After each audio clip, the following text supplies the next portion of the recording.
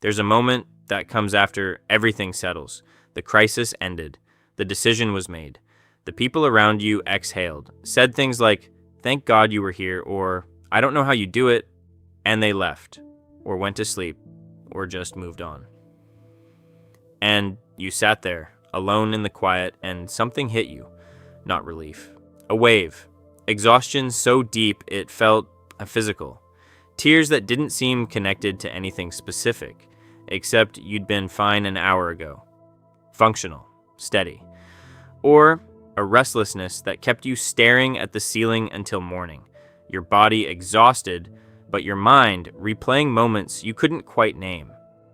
And you thought, what is wrong with me? I'm the one who held it together. Why am I the one falling apart now? That pattern doesn't just happen once. It happens in different rooms, with different people, across different years. At work, when a deadline imploded, and you were the one calmly assigning tasks while everyone else spiraled. And then later that night, you lay in bed, completely hollow, unable to stop replaying everything that could have gone worse. In your family, when someone got sick and you were the one making calls, arranging logistics, keeping your voice even, and weeks later, long after everyone else had moved on, you found yourself crying in the car for no reason you could name. With friends, when you became the person they all brought their pain to, because you always knew what to say, because you never made it about yourself. And then one evening, you realized you hadn't told anyone how tired you were. Not because you didn't want to, because it genuinely never occurred to anyone to ask. And people tell you you're strong. They say it all the time. But there's a strange distance that lives between you and that word. Because the person they see, the steady one, the one who doesn't fall apart, isn't the same person who sits alone afterward, completely spent, trying to understand why a calm person would feel this wrecked. And that's where the story stops making sense. Because if you were actually emotionally stable, the way everyone believes you are, then what is that wave? What is the sleepless night after the crisis you handled so well? A truly stable system doesn't produce a crash as its standard outcome. If holding it together costs you the rest of your night, your week, your ability to feel anything at all, then what exactly are we calling stable? What you've been running isn't emotional stability, it's a strategy.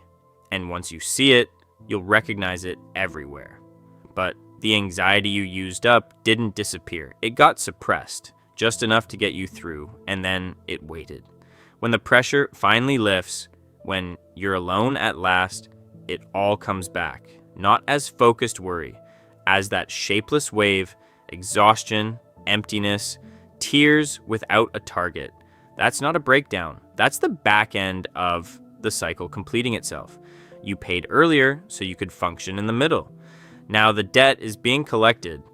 The crash isn't a sign that something is wrong with you. It's proof that the strategy was running the whole time. And here is what it costs you, silently, over time.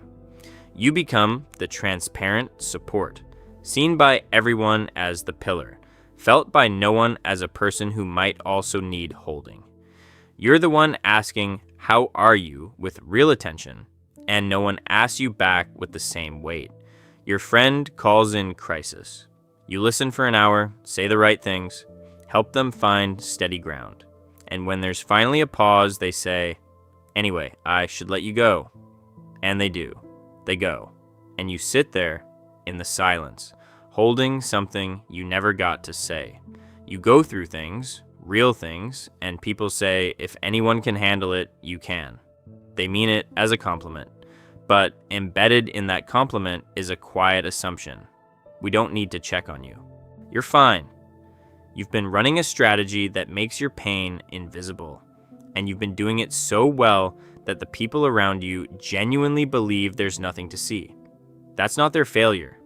That's the logic of the strategy itself. You became the person everyone leans on and no one thinks to hold. The person who carries weight and is never asked, "What about yours?" And then the secondary cost. The way you've learned to judge yourself before the crash, when the wave hits, when you can't sleep, when you cry and can't explain why. You tell yourself it means you're weak, that you're overreacting, that you should be past this by now, but you're not weak.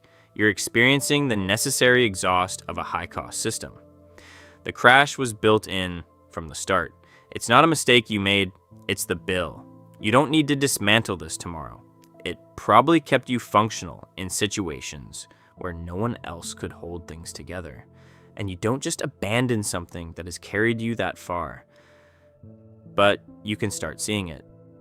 The next time you feel that familiar cold calm settling over you, the one that arrives before you've even decided to be calm, you'll know what it is. You'll recognize the machinery starting up, not being strong, entering the prepayment phase, about to run through the worst outcomes inside your head, spend the emotion early, lock into a cycle that will collect its debt later when you're alone. You don't have to stop it from happening. You just know now, and that knowing is a different position entirely. Not a victim of your own functioning, a witness to it.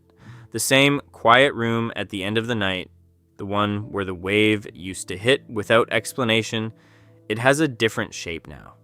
It's the room where you sit and say, I know what this was. I know what it cost me today, and I'm still here. If that quiet kind of recognition is what you came here for, there's more of it. Subscribe, and let the next one find you when you need it.